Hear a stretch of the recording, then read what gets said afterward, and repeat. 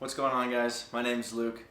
I've owned my own e-bike shop for over 4 years now, and today we're going to talk about the most common problems I see coming to my shop and how to solve them.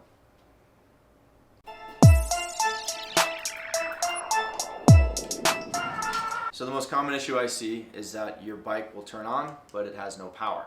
So the first thing that I always check when someone tells me their bike will turn on but their power is not working is your brake inhibitor. So that's what these guys are here.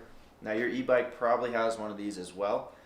What a brake inhibitor is basically just a safety measure, so that way when you touch your brake at all, your power will not turn on, okay? Sometimes these sensors go faulty, so a good way to check that is by finding the brake inhibitor, which looks like this, and finding its plug. There's one on each side, so what you're going to do is just go ahead and unplug them and then turn your bike back on and see if that solved it. So if you unplugged your bike and it started working again, great. That means it is your brake inhibitor, and we can adjust that and see if we can fix it. Basically, the way that this works is this screw will either need to be tightened or loosened and get that sensor back on to an accurate measurement. So what we can do is take a wrench, and if it's loose, tighten it up, and then if it's too tight, maybe loosen it up. You can use the other side for reference and just mess around with it until it works. If it doesn't work, you might need to just replace your entire brake. So if that solution didn't solve your problem, there's a good chance it's a problem coming from your controller or your motor, and we'll jump into that in another video. So problem number 2, your battery stopped working suddenly and now it won't take a charge. So there's a couple causes for this, but really the main one that I see is that you blew a fuse in your battery. So if you ever stuck your key in your charger port or you stuck anything metal in there, you probably blew the fuse.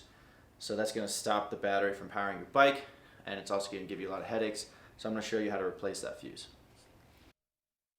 So all batteries have a fuse.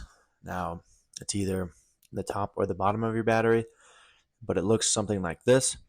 The best way to go about this is to find a video on your specific battery to see if you even have a fuse and how to replace it. All right, so the third most common issue I see is when you're riding your bike and it randomly turns off.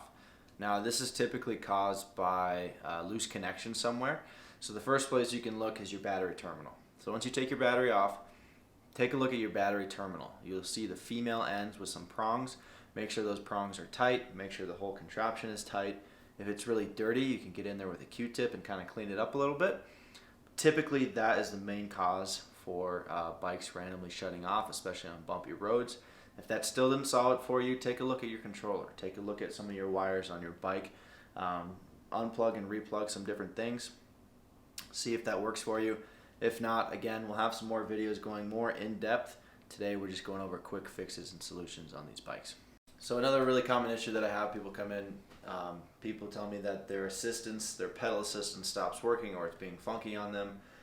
So the first thing that I always check is the sensor itself.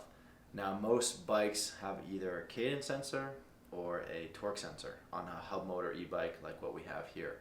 The older generation e-bikes have a cadence sensor that has magnets, and what happens sometimes if you're riding through dirt and stuff like that, you'll get iron and different kind of metals that connect, or oil and dirt that get on those sensors, and it messes up your pedal assist. So if you do have an older generation, you can definitely check this out. You can look on the crank arm side of your bike. Now, I know this isn't the best picture of a cadence sensor, but you can kind of see the end of it here. This is what you're going to want to look for and check those magnets. All right, guys, thanks for watching. Hopefully some of these solutions helped you out. Again, these are just quick fixes on some common problems. So even if they didn't help you now, they're good to know for down the road.